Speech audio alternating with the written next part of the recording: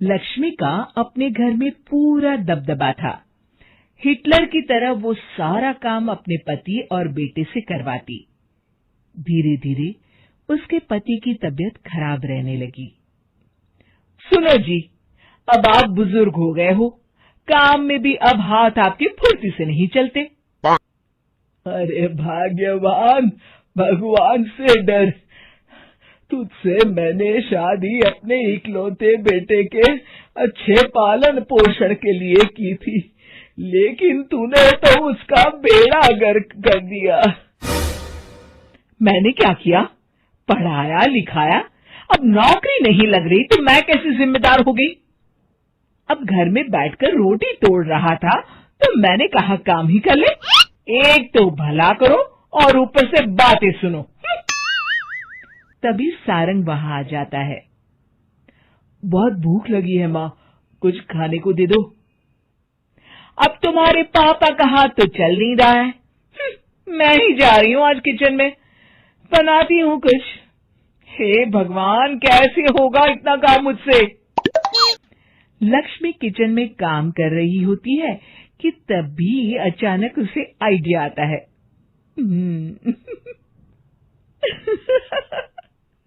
अरे मैं भी ना, अरे यहाँ तो फ्री की नौकरानी ला सकती हूँ मैं, फिर मैं क्यों खाना बना रही हूँ? उस दिन लक्ष्मी सारंग की पसंद का खाना बनाती है और बैठकर उसे बड़े ही प्यार से खिलाती है। खा ले बेटा, खा ले, पेट भर के खा ले। अरे रुक, मैं तेरे लिए ना गर्मा गर्म रोटियां लाती हूँ। सारंग और उसके पिता एक दूसरे की ओर बड़े ही हैरानी से देखते हैं। बेटा सारंग, जरूर दाल में कुछ काला है, वरना ये औरत तो हमें बासी खाना भी सुकून से ना खाने दे। सुनील की बात लक्ष्मी सुन लेती है और जोर जोर से चिल्लाने लगती है। अरे हाँ, भलाई का तो जमाना ही नहीं रहा। एक तो आग में खुद को जलाकर तुम लोगों के लिए खाना बना रही हूँ और ऊपर से तुम्हें दाल काली लग रही है। अरे माँ, पिताजी का ये मतलब नहीं था, तुम बुरा मत मानो। अरे हाँ बेटा, तू कहता है तो मान लेती हूँ। लक्ष्मी सारंग के पास बड़े ही प्यार से बैठ जाती है और फिर कहती है, बेटा मैंने ना तेरी शादी करने की सोच ली है। अब तेरे पिताजी के हाथ भी नहीं चलते, तो सोच रही हूँ तेरे लिए बीवी ले आऊं। अब पता नहीं ना मैं भी कब मर जाऊं। अब ऐसे भाग्य भी कहाँ है हमारे। क्या कहा? अरे हाँ हाँ, तुम तो चाहते ही हो कि मैं मर जाऊं, लेकिन मैं अपनी प्यारी बहू का चेहरा देखे बिना नहीं मरूंगी। हाँ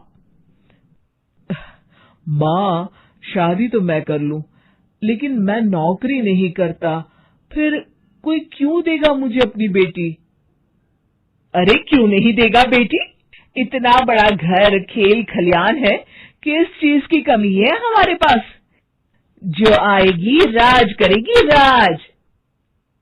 हम तो ना कर पाए राज। ये बोलो कि एक और नौकर तुम्हारे पास आ जाएगा। मैं कहती हूँ चुप हो जाओ। अरे खुद के घर का खाना बनाएगी तो क्या नौकरानी हो जाएगी? अब तुमसे तो किचन का काम होता नहीं, तो कोई तो करेगा ना। ठीक है माँ, तुम जैसा सही समझो बस। अब मेरी एक शर्त है, लड़की जो भी हो वो दिखने में कैसी भी हो या कहीं की भी हो, बस पढ़ी लिखी होनी चाहिए। अरे हाँ हाँ, ला देंगे पढ़ी लिखी बेटा, मैंने कौन सा काम करवाना है उससे। हाँ। और फिर एक दिन पास के गांव की ही रति से सारंग की शादी हो जाती है। रति दिखने में बहुत ही सुंदर थी, साथ ही साथ काफी पढ़ी लिखी थी। रति को लक्ष्मी के सौतेले होने की बात पता नहीं थी।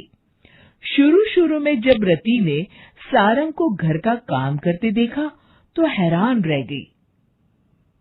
अरे ये तो अच्छी बात है कि आप घर का काम करते हैं, लेकिन मैं तो घर में ही हूं ना। आप क्यों कर रहे हैं जी? जाइए, आप नौकरी के लिए अप्लाई कीजिए ना। तभी लक्ष्मी वहां आ जाती है।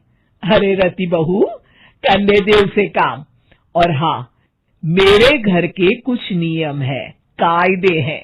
यहाँ बीच में ना ही बोलो तो तुम्हारे लिए अच्छा होगा। रति को लक्ष्मी की बात कुछ अजीब सी लगती है।